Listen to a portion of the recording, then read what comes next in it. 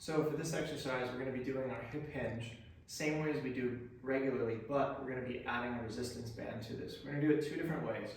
So the first way is going to be front facing.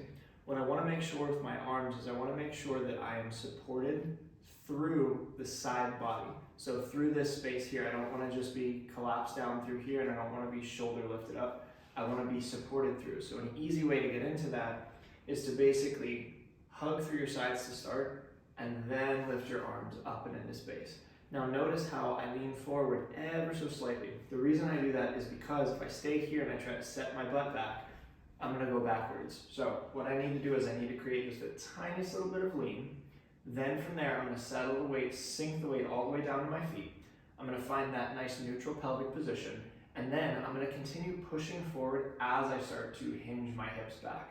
Big thing we want to check in for here is making sure that I don't start to tuck as I'm going back. So I have to find that singular line and start to hinge on that singular line. As I start to come forward, I'm still reaching through my arms. I'm not letting them drop down like this. I'm still keeping that reach forward. I'm going to tuck my chin so that I lengthen through my neck. I'm going to find the end range of this. I'm going to do a couple of bend and straightens. And then I'm going to come back up. And as I come up, I'm pushing into my feet, thinking about trying to keep my weight connected so that I'm not shifting backwards or forward, staying in that one line, coming all the way back up. Once we do that, we're going to shift to the opposite way. So this time I'm going to actually be pulling on this. Now as I pull, I have to make sure I come back a little bit further. If I'm where I was for the pushing, as I start to send my hips back, I don't have enough resistance. So I find that place where I need to be for pulling.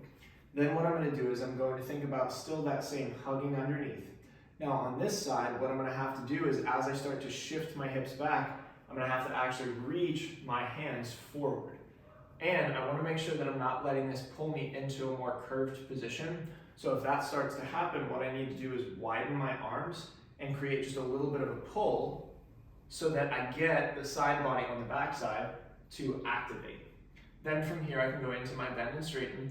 I can also work the idea of straightening my arms and bending my arms to start to change that force production of my hamstrings. Once I'm done with that, just 2 or 3, then I'm going to push into my feet and I'm going to squeeze my glutes to come back up with control. So that's going to be how we do that exercise.